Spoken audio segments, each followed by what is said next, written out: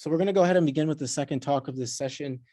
These are three students here at Florida Institute of Technology that participated in SCUDEM 6. It's Miles Pophal, Anthony Garcia, and Alex Bugielski. Fortunately, I had the honor to coach these students, and I'm very impressed with their results. So please take it away. All right. My name is Miles Pophal. I'm a senior math major. I have a minor in computer science, and I will be going to grad school and studying pure mathematics. Hello, my name is Alex Bugielski. I am also a senior math major, computer science minor, and I hope to go to graduate school to study machine learning and neural networks. Hello, my name is Anthony Garcia. I'm a senior also. I'm majoring in applied mathematics with a minor in computer science. And for graduate school, I plan to study actuarial science and data science. Now for the problem, we will be explaining what the problem is about concisely so everyone can understand. We're gonna apply some natural assumptions of the problems. We're gonna follow these assumptions and show how the model will behave. And we're gonna demonstrate how the model behaves by having some simulations done on Python. At the end, we're gonna have some conclusion that we derived from the model, and we're gonna have a discussion. Now, the problem gives us two different groups. Each group will be following a specific stance, which could be seen also as a specific idea. So what we want is how warning and counter moderation will impact different groups. And also we want to see the different influences and how this could affect a migration between populations on a specific stance. So the problem gave us a reference, which is Why the History of Content Moderation Matters by Dr. Kate Klonick. Dr. Kate Klonick is a professor at Yale University. And she gave us context on why this problem is hard to develop. It's not hard in the sense of computer science, doing code. Mainly it's hard because of how we can model this problem morally correctly. So the main issue is that each content that will be flagged might have a context, but most of the time doesn't have a context. And also the policies right now are changing rapidly because of how culture is changing nowadays. And the article gave us examples from Google, Facebook, and Twitter, which is the most dominant companies in this aspect. So this problem is relevant right now because it can be used to confirm the accuracy of each post on social media. Can also be used to observe how reliable a media station is. And also can be used as some advertisement technique used for politicians, corporations, and influencers. Now, going into the problem, we're gonna have to assume some hypotheses. And first, we're gonna assume that people will be changing their opinions. And we're gonna know that they're gonna be changing because they're gonna be connected to some other people and even a specific company. So in this case, since we divided the problem into two groups, we're gonna have a company A and company B, which will be the main influencers in this model. We're gonna have some preconceived biases towards specific stance. So this biases will be seen as an idea that a person had before they entered the social media. Since we had two specific stances, then we decided to have values between -1 and 1, which in this case, -1 will represent an opposite stance to 1. And then the values in between will represent the spectrum between those ideas or stances, saying that 0, for example, will be a neutral value.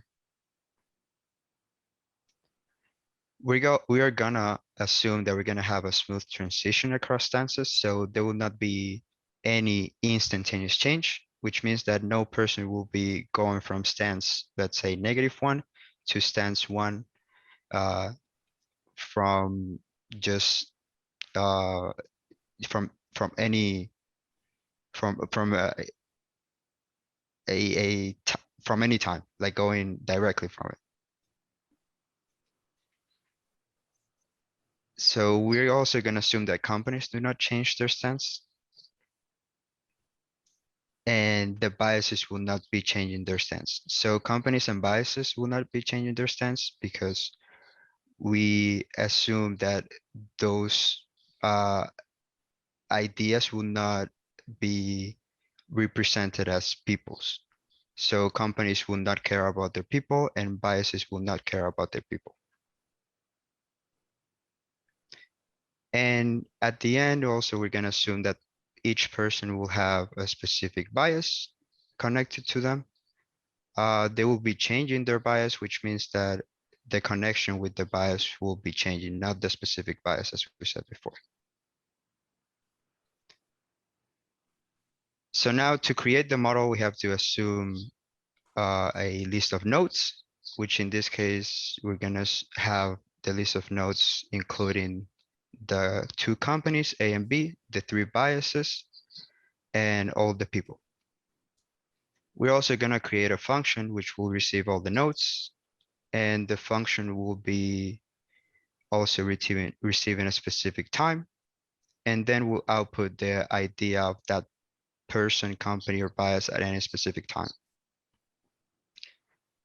Also, we're going to have another function named users, which will receive a node and will say which users are from that specific, are related to that specific node. Now, since the companies and biases are fixed, which we know from the assumption before, we're saying that company A will have stance 1 at any given time. Company B will have stance -1 at any given time. Bias 1, bias 2, and bias 3 will have different stances. Bias 1 will have the same stance as company A. Bias 3 will have the same stance as company B. And then bias 2 will be a neutral stance. By our assumption before, we know that this function is also going to be differentiable over time. Now, what we're doing here is we're building a graph to extract a differential equation on. And so on this graph, we're going to need some kind of weight to describe the strengths of relationships. And so this weight function takes 2 nodes and time and outputs a non-negative real number, which describes the strength of the connection. So it would describe the strength of the connection between the second node and how that impacts the first node at just some given time. Now, from our assumptions, we said like companies and biases don't care about the people they impact because they're like helper nodes that just control the rest of the graph. We don't really care about how they develop. We just have all their weights equal to 0 and just leave them as is.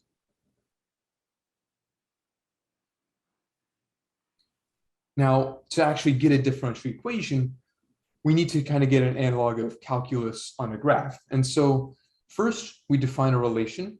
U is related to the V. These are for nodes. If there's an edge, meaning the weight has to be positive from U to V. And so then we can kind of define like partial derivatives, gradients, and like we start with like a partial derivative or difference in the uth direction from V. Oh, thank you, Dr. Elsinger, for coming. In the uth direction, it's just the difference of the stance function at the node U minus the stance function at the node V. And we can collect all of these related differences into a gradient vector almost. where it's the size of all the connections nearby. This may lead to issues, but we'll resolve those in the next slide. We can also combine our stance functions into a vectorized version, because we'll be writing this in like a matrix vector form, so it'll be nice to consolidate everything. And because of our differentiable assumption, we can define the time derivative of this vectorized function to just be the component-wise stance derivative for every node. And we can also kind of define a Jacobian, or like a total derivative sense, where we combine every gradient in a vector to make a matrix. Now, the problems here is that the dimensions might not be the same, the number of connections might not be the same. We'll fix those in the next slide. So here's an example. If we look at the gradient of node V5, we would see it has 5 components, one for each of the nodes it's connected to. But if we look at the gradient for, say, V1, it would only have one component because it's only connected to vertex 5. Now, this is an unweighted graph. We just put it up as an example. But in order to fix this and actually get a matrix where every row has the same dimension, we could just append everything by zeros. If there's no connection, we just let the weight be 0. Or the derivative, sorry. Now, based on our assumptions that people change based on who they're connected to, we would expect that the stance function's time derivative is going to be a weighted sum over all the people that node is connected to times the difference of the connection. So for example, I would change based on my friends who I'm close with and who have different ideas than. If my friends and I share the same ideas, then I'm not expecting to change anything, and hence that derivative would be 0. Likewise, I'm not going to change based on someone I don't care about or someone I have 0 weight with. Now, to write everything into one product, we're going to write capital W, which is our weight matrix, the matrix of derivatives, and then a vector of all ones that ensures that we get the sum from above. That's the time derivative. The weight matrix is just going to be the component-wise weights of the nodes. So as we see from our assumptions, the weights between companies and biases are always 0. And the weights, for example, the weight between person X1 and company A is just the weight between X1 and A at that given time T. We should also note that this graph is loopless, because when a person is making a decision, or rather this is subconscious, they're not going to be taking in their current feelings into account, right? That difference would already be 0 anyway. And so if we look at the weight between person Xn and themselves, it's 0 because we don't have loops.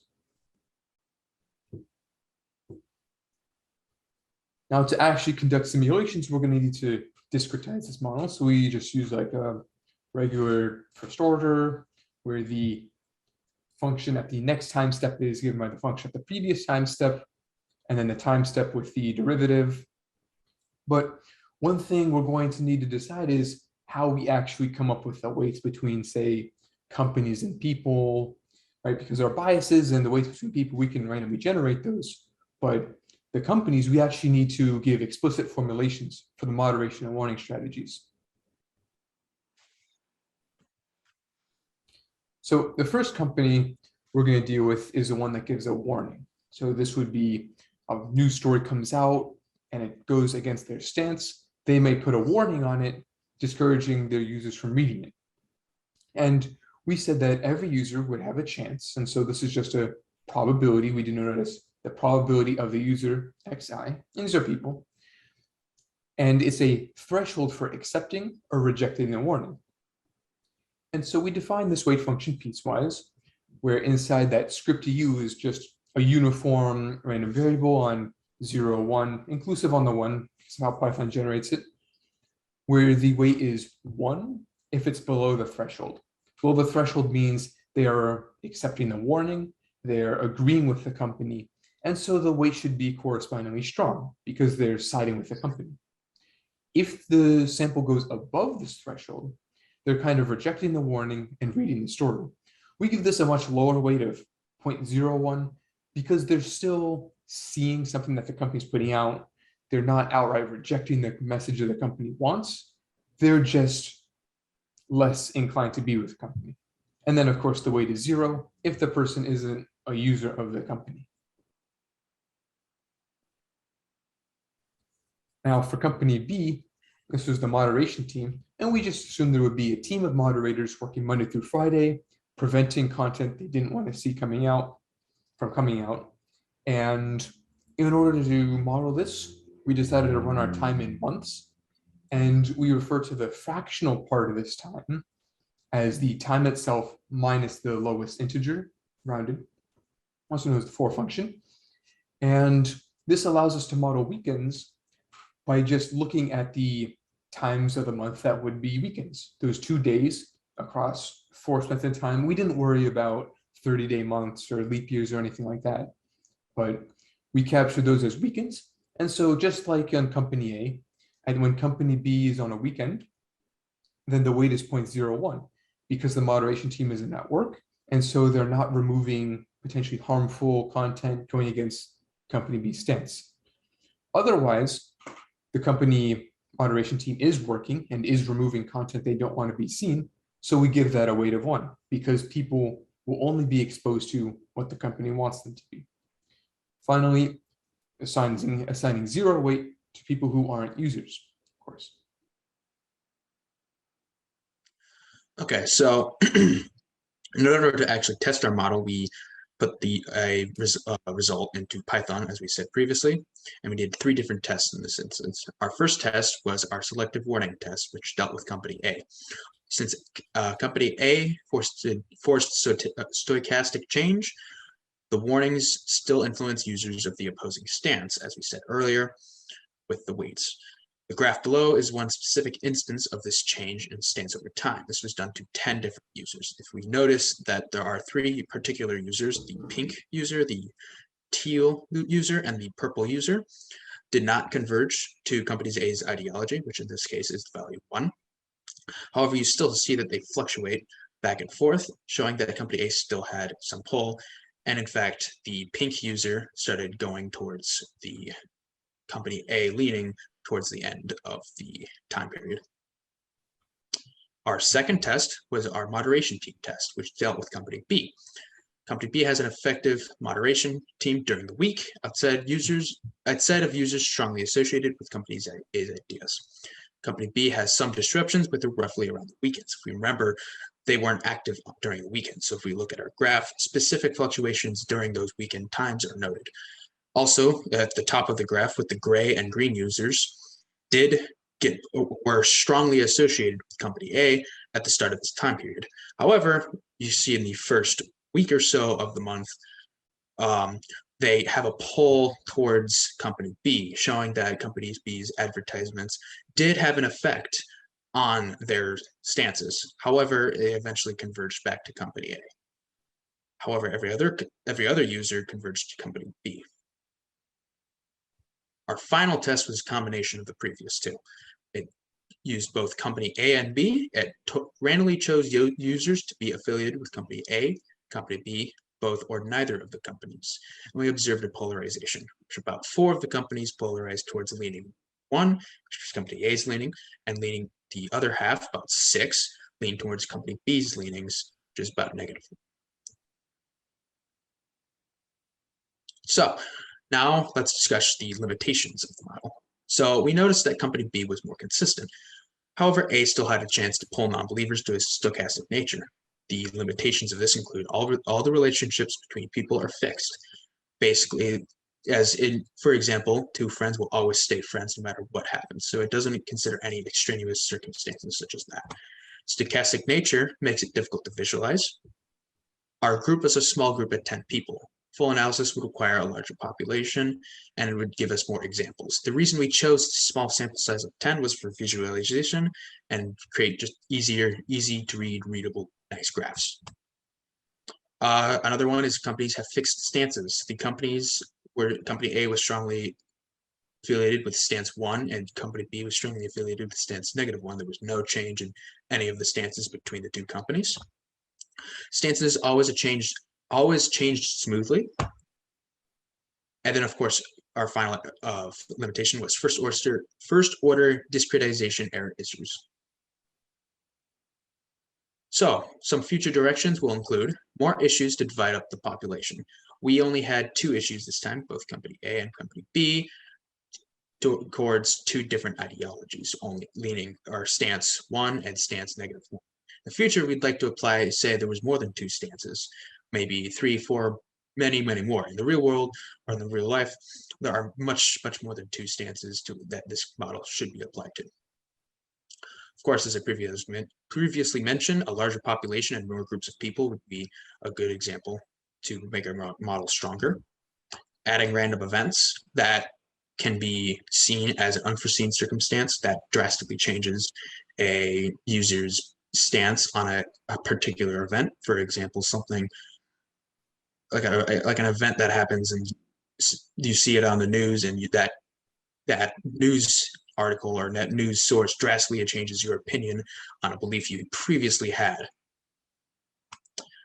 Variable weights between people. We had fixed weights, and variable weights would make for a more realistic social grouping. Now, in conclusion, we developed our model and how stances and leanings change over time in a group. We implemented said model with 2 moderation strategies done through both company A and company B.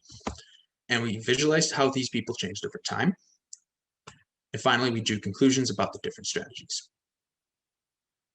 So our SCUDEM experience, in my personal experience, is I presented a new opportunity with a modern mathematical project. This is my first experience with SCUDEM as well as a modern mathematical project in general. It was a very hands-on experience for me, and I learned a lot. It also gave me an opportunity to improve upon my presentation skills, which is a very useful thing for just anything with just teaching science or teaching knowledge that or displaying knowledge that you've learned over time. In my case, SCUDEM gave me the opportunity to present at this event and also in other events that are gonna be done in our school. And also it helped me with some mathematical writing, since right now I'm working in research project with one of my professors, and this has helped me a lot on writing in a more rigorous way and can be useful for some publications that we want to do in the future. And for me, this is my 3rd time doing SCUDEM, and every time it's been an improvement. It's always just a great experience. It's challenging, not like a homework problem or even a project really. And this also helps me because it adds like a teamwork element to all of our resumes, really. Internships, I've been asking about my teamwork experience, and thanks to the past few years of SCUDEM, I've been able to tell them all about working in a team and giving presentations and working. So it's really bolstered my resume and CV just by doing something that I enjoyed.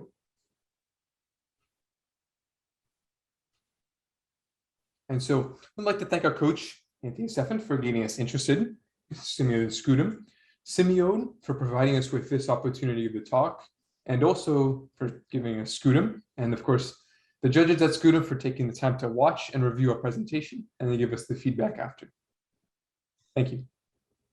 Thank you. It was just reused. Any questions? Thank you so much, guys, for the presentation. You guys did a phenomenal job. Are there any questions for the speakers here?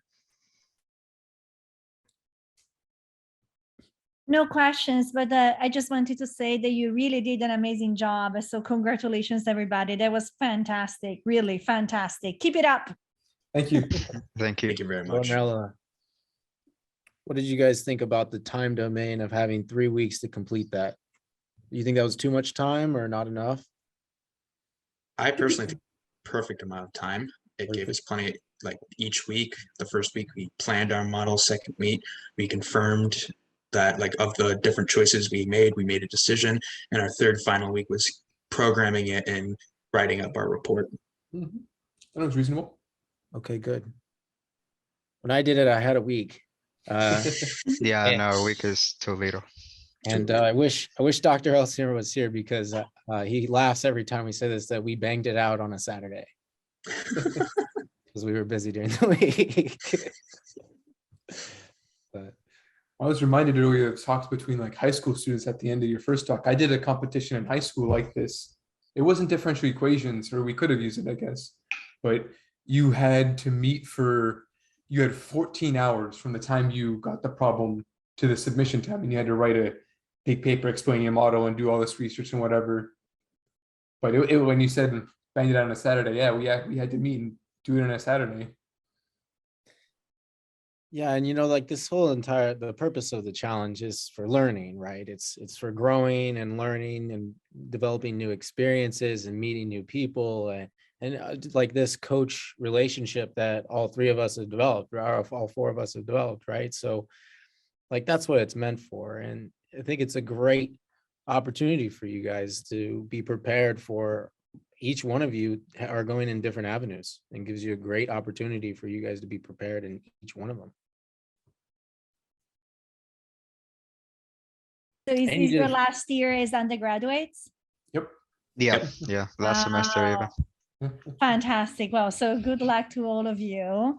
And Thank by you. the way, I was very surprised by the PES that you decided to take. I heard like a very interesting mix, like pure math and machine learning. And yeah, that's fantastic. Good luck with all of that. Good luck. Thank you. Thank you. Yeah, no researchers under Welters and I. They're not joining our team. That's why I said very interesting. We know better.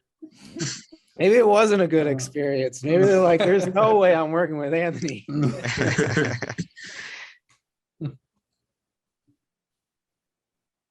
Well, yeah, well, I do appreciate you guys presenting, and I appreciate also everyone coming to this. Thank you, Ornella, for attending. Thank you. Yes, the video will be available, and after this, there's going to be, I'm a moderator in a session for coaching, but there's also other, for the next 45 minutes, there's a session where you can go and talk to, I believe, I don't think it's the author. Some of them might be the authors of the problem that are moderating the section, but each of these sections, I think there's one for coaches, which I am moderating. You can ask, what is a coach stance and everything. And then there's each problem has a moderator. And I think there's one, oh yeah, Brian, the director, is moderating a session. And I believe, I'm not exactly sure. I don't know exactly what it is. It might be for resources, for getting everything ready and registration, but yes. So we will conclude on that. So Ornella, are you in Italy, or are you? No, I'm back in San Francisco. Yeah. But I was able to go back to Italy, so that was fantastic. But yeah, Great. saying the next week is going to be our first in-person week. After 2 years, we have been teaching online, so it's going to be very interesting. I cannot wait to go back. I cannot Yes. wait. I can So, tell yes. you, Ornella, your students are going to be just as excited to see you as you will be excited to see them. It's going to be so great. Yeah. But yes, by the way, I would love to come and to the next sessions, but the weather today is just fantastic. And honestly, Yeah, it I is. cannot wait to go out on a walk. So I know, it's beautiful here too, isn't it, guys? And I'm inside. Maybe I can moderate on my phone. I don't know. Allowed. Probably not. Well, yeah, well, again, okay, so this is the last minute. Again, thank you for attending. This video will be available online. So if you know anyone that's interested in SCUDEM or wants to learn the history or anything, not only send that video to them, please, guys, but also you feel free to give them my email, have them reach out to me. I'd be more than happy to give them the information they need to register and be involved. Sweet. Thanks, Anthony. We really appreciate it. Yeah. And good job, Alex, Miles, Anthony. That was great work. Thank you. Thank you. Thank you. All right, guys. Have a good day, bye. Have a good Bye. one. Bye.